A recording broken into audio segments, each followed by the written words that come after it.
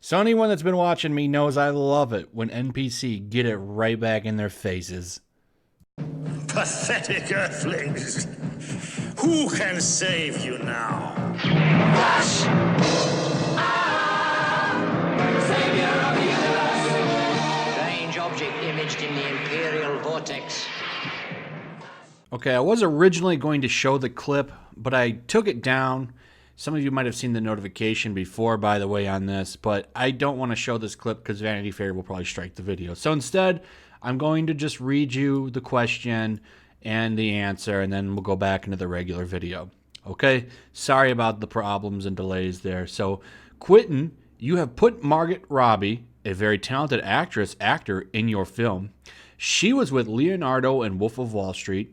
I, Tanya. This is a person with a great deal of acting talent, and yet you haven't really given her any lines in the movie. And I wonder, I guess that was a deliberate choice on your part, and I just want to know why that was. Why we don't hear her actually speaking very much. And Margaret, I wanted you to also comment being in the film and this part. And his simple response was a stern, "Well, I reject your hypotheses." Believe me, he says it much better. I'll put this article in the description, and you can actually check the clip out yourself. So I love that because he just rejects it. I'm not gonna get him. There's so many great ladies out there, and well, we tried to do this. Like, nope, I'm just not gonna answer your garbage. And you like how the reporter was like, "You're a very talented actor." Just say actress. What is your problem? So I really thoroughly enjoyed that. And here's the thing too, like, what's her name? Margaret Robbie. She actually is a pretty good actress. Some really good movies that she's been in. And I don't think that her not having a major role in the film is a big deal. Like, literally, I watched the trailer. I didn't even know about this movie until I read this article.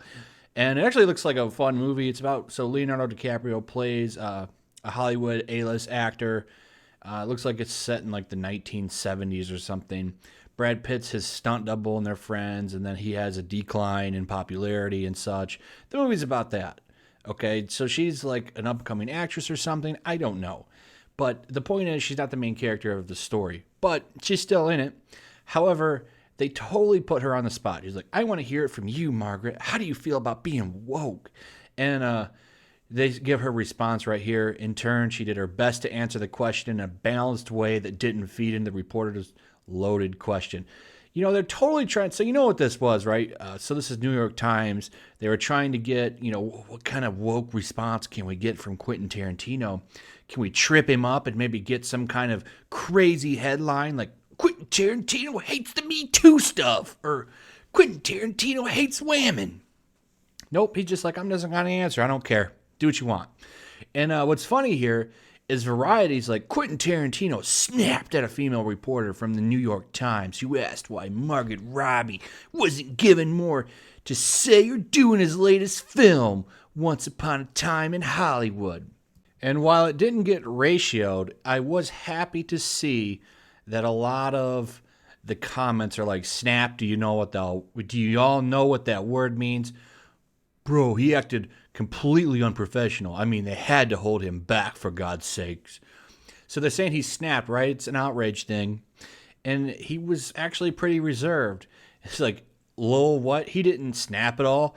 It must really suck to run a site like this. You have to lie about stories just to get people to care about the content you produce. Dang, son. But of course, you're going to have the woke crowd come in. Listen to this one. Quentin Tarantino is the perfect example of an entitled white man who refuses to look at his own faults. And her question? It was fair, because you have one of the most talented actresses out there who is supposed to be the lead, and she has only a few lines like, WTF. What a story, Mark. But then thankfully, we have some real people come in and correct this stupid comment. So she is in no way the lead. Her real story is happening in the background of what's happening to the character in the film. Not to mention the Tate role was written before Robbie was cast. She read the script and decided to audition. GTFOH. It's what the role was, not something personal against her. Ridiculous conversation. I can't stand these people. They just ruin everything. These, and of course your handle is I need money. Of course you need money. And listen to these responses. This person just gets roasted. I totally agree. She should have had all the lines and played every role. She should also have been given the director's chair as well as makeup artist and grip. Why not the entire movie? It's 2019 and women should not be sidelined like this. Equality over story. God, I love that comment. This is probably my favorite comment on this whole thread. And then you see all these people come in and start jumping on with the joke. Really fun stuff. But what a really ridiculous question that reporter did. And they put her on the spot. Like she was going to be all about that woke stuff. She's like, bitch, I'm just trying to get a paycheck over here. You ask me these stupid woke questions. Man, the more we find out about journalists and reporters and how like crazy they are and narcissistic and woke and like how they're using their positions to be activists, it's just like, it's no wonder that places like, New York Times and all of these dying dinosaur websites like BuzzFeed, like they're all going out of business. And I think they should take a hard look in the mirror. Like no one likes these questions. Like this man was just here promoting his film and he gets asked this garbage woke question that no one gives a damn about.